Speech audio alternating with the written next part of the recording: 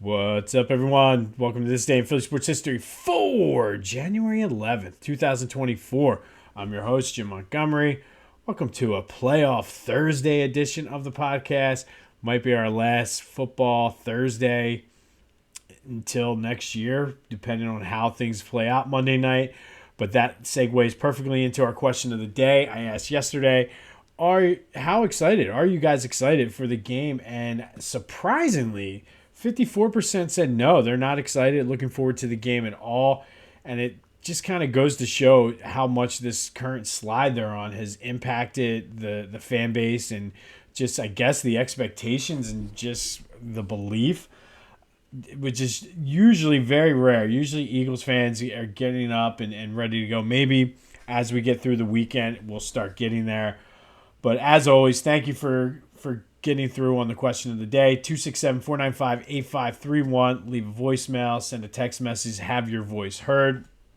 I will say personally, now that it's getting Thursday, the weekend's almost here, I'm starting to get excited for it. I'm anxious. It's going to be a long weekend. I really don't wish it was Monday. I wish it was a Saturday or Sunday game.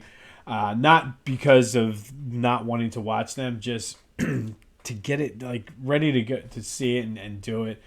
But we wait till Monday. But again, shout out to the voice and text line 267-495-8531. Let me know what's on your mind. The good point was brought up yesterday. The fact that Grizz sent a message and was like, yo, if they come out and blow them out, what does that say about the team and what has been going on that they can just turn it on? Is that coaching? And I don't know. It's a very valid point, and I was going to get into it with the Eagles coverage, but I'll get into it now. And I don't know. I mean, and you have Dallas Goedert saying, well, we may have overlooked these last three games after the gauntlet part of the schedule. We might have just coasted and expected to win the games on their talent. And is that coaching or is that on the players? I mean, you can only do so much to get players prepared. It's up to them. So if what Goddard is saying is correct, and they did coast through this last stretch after the gauntlet, obviously they struggled against the 49ers and the Cowboys, but then couldn't really turn it on against the Giants and the Cardinals. I don't know if I buy that or not. And if it is, I don't know if that's coaching. And again, let me know what you're thinking on that. But is that coaching? If the coach does everything right, has a good game plan, players just decide, we're not playing at 100%. We're just kind of getting ready for the playoffs and coasting in. I don't know if that's coaching or not. Then you got to look at the players, and that might fall on Howie Roseman maybe. It might fall on the leadership of this team. But like what's going on that you feel you don't have to give 100% when the coach's message since he's been here is one game at a time? And I mean, Goddard acknowledged that.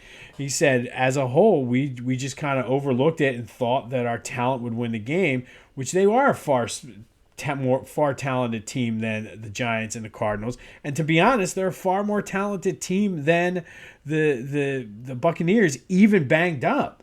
But I don't know if that falls on coaching. And look, I'm not a Nick Sirianni apologist. Like those of you who know me know that I drove that Donovan McNabb bandwagon despite all the criticism and often overlooked a lot. I'm not doing that here with Sirianni. I'm just saying, how is a coach, like you can only do so much as a coach, and then it falls on the players and what they have inside. And if what Goddard is saying is true, then that totally coincides with what a lot of us have been saying about them not playing with heart. And you can't coach heart. You can't make somebody have heart. You can't make somebody give effort. That's not on the coach. And I'll give an analogy, and then we'll move on. But I'm in the education, and you can only do so much to help students learn. You can only do so much to give parents resources to help their students learn. At some point, you need to have that intrinsic motivation to want to learn, to want to do better. Same thing here. Sirianni and the coaching staff can only do so much. If the players don't have that intrinsic sense of urgency that we all felt they should have, and they really did coast, I don't know if that's on the coach. I mean, and like Goddard basically said, we thought we were the better team and we're just going to coast to it. So that, to me, that plays into Jalen and AJ Brown thinking, you know what, we're better than the Seahawks. Let's change this play up, get the pass interference, and we'll run the tush push and win the game. And again, I don't know if, and I can totally see the argument that people are going to make that is an indictment on the coach, that they don't believe in the coach. I don't know if it does. I believe it just seems that they're not taking the game serious because they think they're a more talented team, and it kind of does make sense, and I think it spiraled out of control from them. And again, if nobody else is saying this but Goddard, and I haven't heard or watched many interviews, like he doubled down on it yesterday on the midday show on WIP. I want to see, like, this is the kind of question Marcus Hayes needs to ask. Marcus, if you're listening, you need to ask the question, like, is what Goddard's saying, does the rest of the team believe that? Because then there's your answer right there. Like, if they really packed it in and didn't put the effort in, there's the issue. That's not on the coach. That's the intrinsic makeup of the team, the intestinal fortitude, to borrow a line from the WWE. So, I don't know. Let me know what you think about that, because it's an interesting take on all this. And I debate it making that the question of the day, but you'll see I got something else lined up for the question of the day. But I would love to hear your thoughts on that, because to me, if that is the case, that's not on the coach. And if that is the case, Marcus Hayes, one of you guys down there in that NovaCare complex, ask the question to somebody. Don't ask the coaches. Ask a Jalen Hurts. Ask AJ Brown. Don't manufacture a story about him being a locker room cancer. Ask him, did you guys pack it in? I mean, and that would explain maybe the injuries. They weren't necessarily going 100%, and bad things happen when those things happen. So that's the question I want to know. Like, give me Eagles. Somebody give me a media credential so I can go down there and be like, yo, is this what everybody else is thinking? Just a thought. All right. Be sure to like and subscribe to the YouTube channel, Jimbo_Mott. Trying to get that subscriber count up over 100, because once I get there, a lot of good things happen for the podcast, which in turn allows me to put more resources and focus and do things that make the content better for all of you. Speaking of good content, check out my boys at the Clashing Conferences podcast. I was a guest for their first segment this week. Had a blast doing it. A lot of fun with them. Hopefully it's a start of a strong partnership where we can do some more cross promotion and things like that. I have a feeling that we might, Randy might be on the show at some point and talking some trash on the Cowboys, and we'll see how it goes. But check out the Clashing Conferences podcast on YouTube, wherever you get your podcasts. The link is actually in the description, so be sure to check that out. The Clashing Conferences podcast, anywhere you get your podcasts, as well as on YouTube. I will post it on my social media as well. But again, a lot of fun. Those guys are doing good things over there. The best is yet to come for them, and very similar goals and mindset to where I am. So it's a natural fit. So I had a blast. Go check it out. Talked a little bit of Eagles this week, and this was pre the Goddard quote. So I would have loved to have had that quote when I was on there when we did the recording. But go check them out. The Clashing Conferences, wherever you get your podcasts. All right, Sixers lost in overtime, 139-132. Third straight loss, third straight game without Joe. And I think it's the third straight game without Joe, or second straight. But either way, they're 2-7 so far this season without Joe, which isn't good. They need to figure out a way to do that. There's a good chance, according to what I'm seeing, that Joe could be back for Friday night. They're just a different team.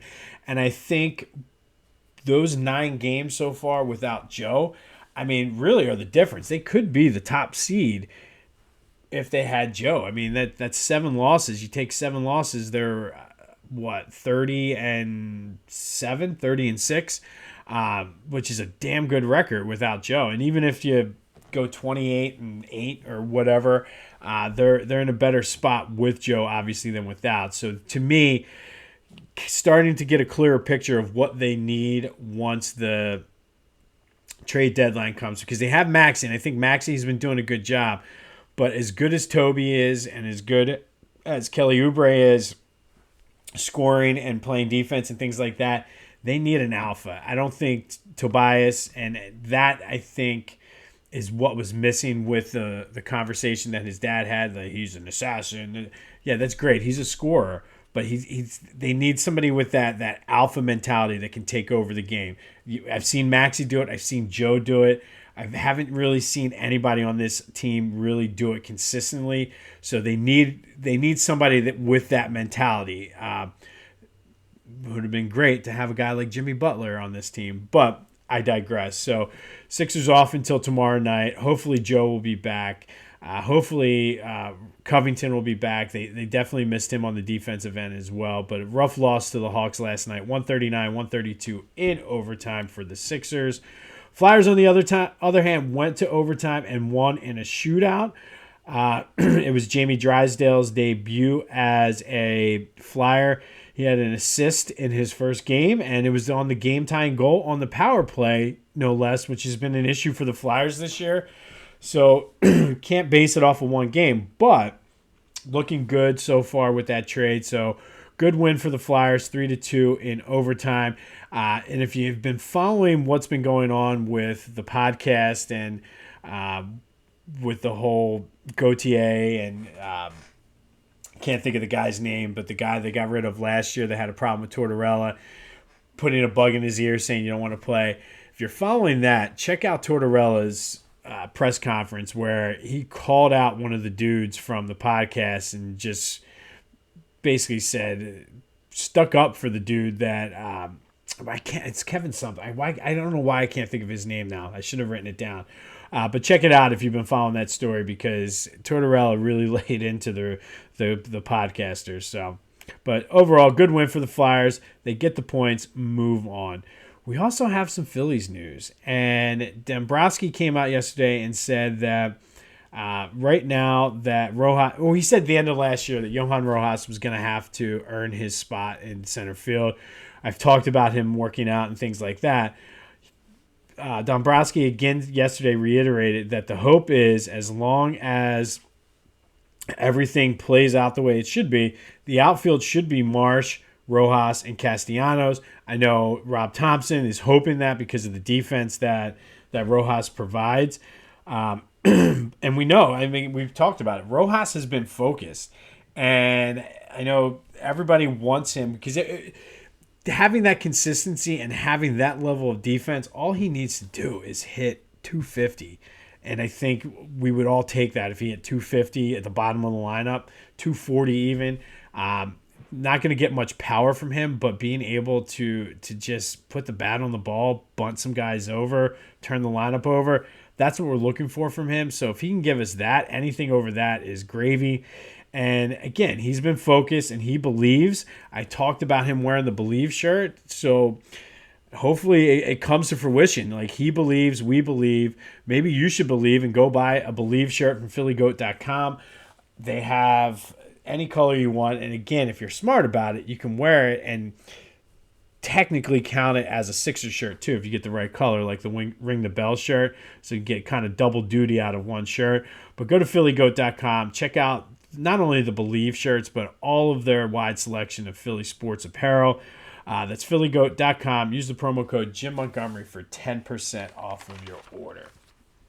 All right, so more Eagles news. I saw that Brian Johnson is expected to interview for the head coaching position with the Panthers. I mean, it's an intriguing thought because here we are putting all this blame on him. But what do the Carolina Panthers see that maybe we as fans don't, because we're just so close to it? I mentioned that on Clashing Conferences. Like, we're so connected to this team that maybe we don't see what, like, we did it with Andy Reid for years. But maybe it's to come in and help develop Bryce Young and do the job that he did with Bryce Young, that he did with Jalen Hurts. I don't know. We'll see how that goes. I don't know if he was going to be the offensive coordinator for next year anyway. So we'll see how that plays out, and a lot's going to be dependent upon how this weekend goes as well. So apparently Sirianni supports him in it. I don't know.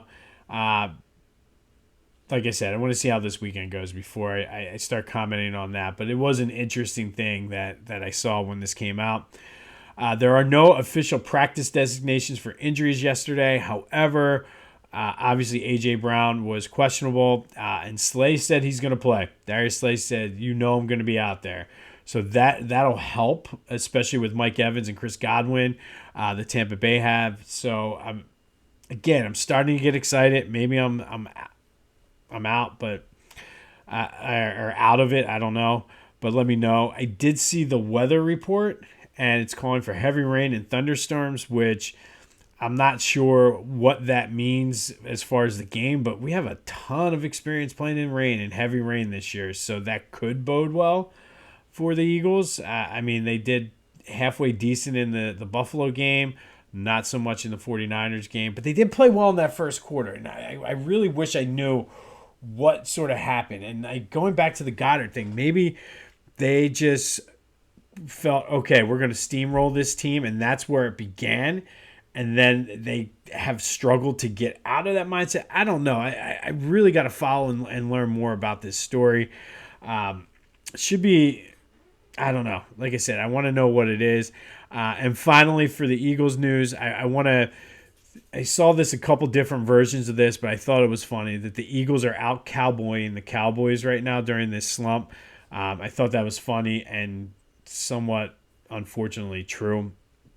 But we'll have more on this game as it goes, including like the X's and O and breakdown, Todd Bowles versus Jalen Hurts, that type of thing. So stay tuned for that as the week goes through. All right, today we're going to stick with the Eagles, and we're going to go back to 2004. And on January 11th, 2004, simply 4th and 26 is all I need to tell you. And yes, the Eagles beat the Packers on this day 20-17 in overtime in the NFC divisional playoff round. McNabb that game was under pressure a lot. He was sacked 8 times, and the offense really couldn't get it going. And I remember just sitting in the stands that game being like, man, McNabb has no time. They finally got it going late, like in the fourth quarter, trying to come out that comeback, but they fell behind 14-0 in the first quarter, which didn't help. So they were down 17-14 as the clock ticked down. With 1:12 left, they had 4th and 26 after a series of penalties and sacks.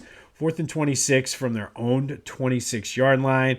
We all know how it played out. McNabb threw, not sure what the Packers were doing on coverage, but 28 yards for the first down. A couple plays later, David Akers hit the 37-yarder to send it into overtime.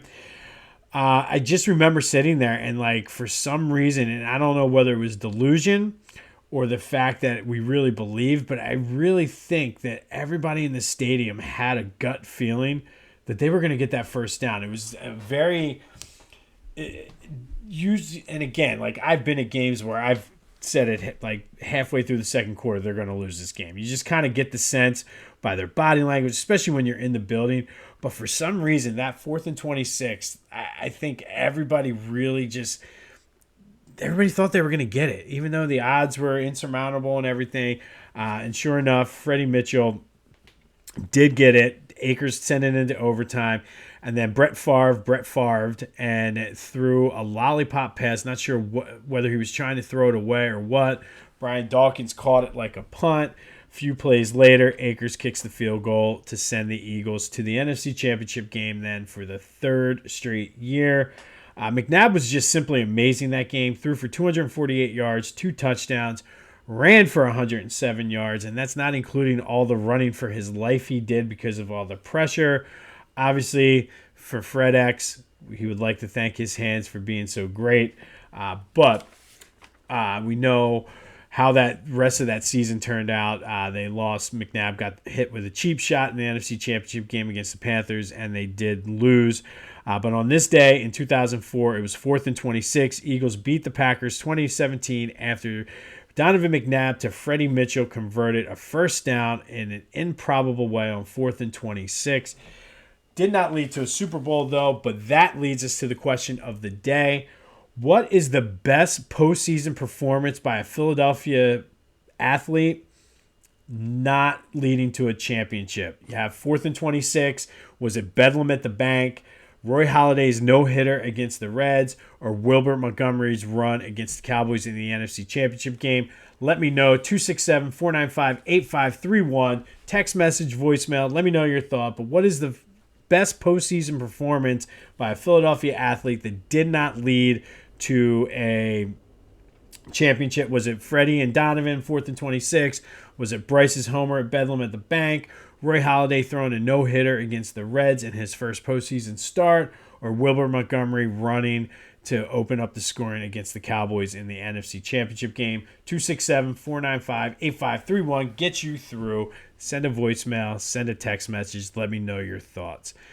Finally today, our free agent who had a fresh start in Philly, and that would be Pedro Feliz at third base. He signed a 2-year deal with the Phillies in 2008, despite being offered more money by the Giants, who were his original team. But he said he felt alienated by them during negotiations. I'm not really sure what they did or how they upset him, but he took substantially less money to come sign with the Phillies and started at third base, played great defense. Didn't do bad at the plate either, but his power numbers slipped a little bit in 2008 because he had inflammation, I guess, in his back is what it was. He had back problems most of that season. He had 249, 14 homers, 58 RBI, 19 doubles that first year in 2008. But what's often forgotten is everybody talks about Pat Burrell's almost home run double, getting pitch run by Eric Bruntlett, and then Dobbs is knocking in the run to tie the game, all of that. But what's forgotten, I think, in all of that Game 5 stuff is that Pedro Feliz knocked in Eric Bruntlett for the winning run. So when Pat Burrell got pinch ran for, and Eric Bruntlett was knocked in by Pedro Feliz. So probably everybody talks again about Dobbs' double and Burrell's double, but probably the best hit of that thing was Pedro Feliz. The whole World Series was Pedro Feliz knocking in Bruntlett to set it up so Brad Lidge could come in and save it. Pedro was only here for 2 years, but he did have 2 World Series appearances, won the ring in 2008. 2009, he did much better. He had 266. He had less home runs, but he had 82 RBI and 30 double. That offense was just phenomenal that year. How they didn't beat the Yankees, I'll never know. He had a higher overall average and on base percentage while he was in Philly, but he definitely was like the unsung hero. Everybody talks about Utley, Rollins, Howard, Victorino, even Jason Worth, Brad Lidge, the pitching staff. Everybody talks about those guys in 08, 09. Nobody talks about Pedro Feliz, but he was sort of that guy that just played solid defense and just stayed in the background, got timely hits when he needed it. He obviously played longer elsewhere, but for us, he was an integral part of the 2008 World Series title, and he is today's free agent who had a fresh start in Philly. Pedro Feliz, third baseman for the 2008 World Series champion Philadelphia Phillies. Often the forgotten member of that team because everybody talks about all the other guys, Chooch even. Nobody talks about Pedro Feliz, but the Phillies don't win that World Series without Pedro. Be sure to call 267-495-8531. Leave a voicemail, send a text message. Let me know which Philadelphia's postseason performance was the best one that did not lead to a championship. Was it 4th and 26, Bedlam at the bank, Roy Halladay's no-hitter, or Wilbert Montgomery's run? Excuse me. All in honor of, on this day in 2004, 4th and 26, McNabb and Freddie Mitchell converted a 4th and 26 to lead the Eagles to a victory, 2017 in overtime over the Packers in the NFC Divisional Playoff game. Let me know your thoughts as well on the Goddard situation. I want to know what people are thinking. Maybe I'm way overanalyzing and I'm coming at it with a different lens and the Kelly Green glasses or whatever. But let me know what you're thinking about Goddard. Again, if you're excited, if you're starting to get excited, let me know that as well. Be sure to check me out on the Clashing Conferences podcast. My boys over there did a great job. I had a blast. That's available wherever you get your podcasts as well as on YouTube. 267-495-8531 to question of the day or whatever else is on your mind. More rain is coming, but it's supposed to be a pretty decent day today, so go enjoy your Thursday. I'm Jim Montgomery. This has been This Day in Philly Sports History, and until next time, I'll see you when I see you.